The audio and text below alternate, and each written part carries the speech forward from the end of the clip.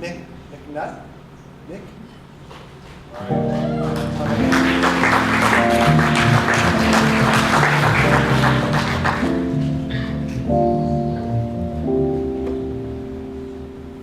This is a bit of a manifesto, so bear with me. Talking about design. Since the merger of GBBN and Edge Studio, we've been talking a lot about design. Learning how each of us works and looking for secrets behind successful projects. We've gone back and forth and poring over images and processes, trying to document how we work.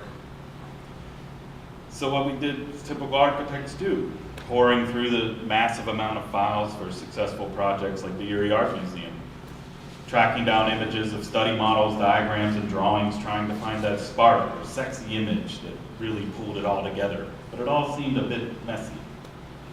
The discussions became a room full of architects talking to architects about architecture. Good color study. And there was never one thing, no holy grail for making design successful. The only constant was a passion for creative action, and no one image or model could capture that.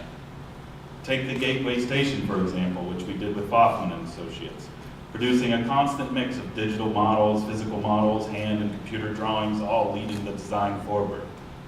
We would collect and share images to describe the evolution of the form and talk at length about the composition of space, surface, structure. But there was never a moment in the process where we were just talking. Someone would move a piece of the model or draw on top of a drawing, manipulate, shift, test, reflect. Always an object or image in front of the group to lead the discussion of the moment, but also an integrated action to keep the design from being static. So all this representation and documentation does not fully communicate the dynamic nature of architectural design. It doesn't drive home the passion of studio culture. Like now, we're just looking at pictures.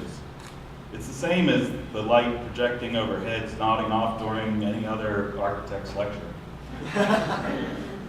One of the profession's favorite modes of representation is the rendering. Here's an example of one that was not successful enough to convince the client to buy new chairs in their existing auditorium.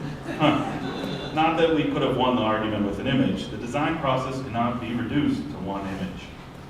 Architects being architects, we tried to diagram the design process, looking at various models for inspiration. Somehow we ended up drawing arrows leading backwards and spiraling down. Shouldn't they go up? I never designed down.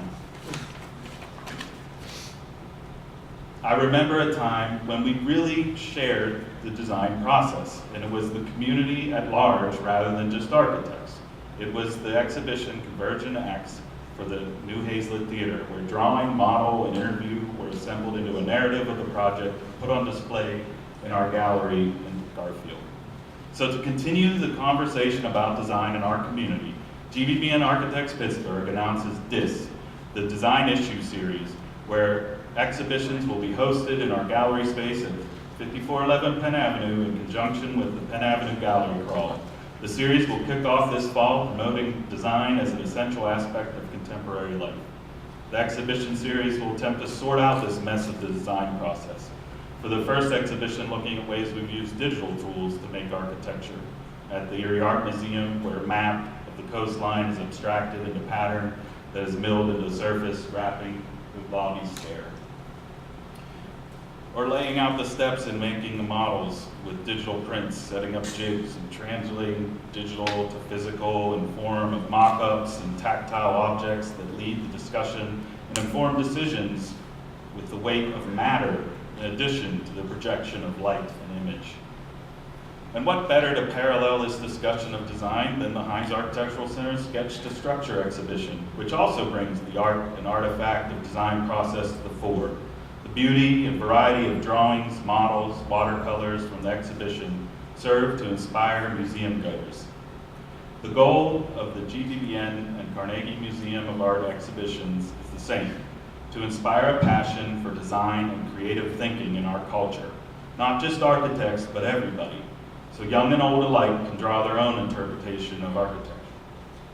That's my son, when he was 2 years old, he drew a section of a hotel. Because I don't know about you, but I'm tired of talking to architects about architecture. Yes. I think a lot of people can learn from what we do, and we can learn from them too. From the do-it-yourself or maker movement, for example, there are people going through similar struggles of design. I mean, we architects come from the jury review, and this means studio life. This mess, studio life. I tell my students at CMU School of Architecture, you got to love it because it doesn't get easier. Passion and hard work are required. And what you learn in studio can be applied to everyday life, not just work. I taught a studio a few years back that focused on the role of play in culture and architecture. We first studied corporate playgrounds as a model of contemporary work environments, then completed a design-build furniture project with teachers and students as clients from the environmental charter school. We learned that in both the workplace and the classroom, there's a movement towards open social space and visible thinking, putting things on the wall, drawing, modeling, action, and discussion. This movement begins to revolutionize the way we work and learn, and the studio classrooms and School of Architecture are a model for the new paradigm. We held the final crit at ECS, joined with our fellow grade school student designers, teachers, and parents. Everyone immediately began to write on the surfaces and diagram their thinking, celebrate the design decisions. The built object became the center of activity and learning. My students were very proud of their work, rightfully so. And that is the goal of GBDN's Design Issues series, to share the design process so that others can be inspired in their own lives. Talking about design is one thing, taking action to make design happen is another. Come to Penn Avenue this fall and we can talk about it. Even better, do something about it.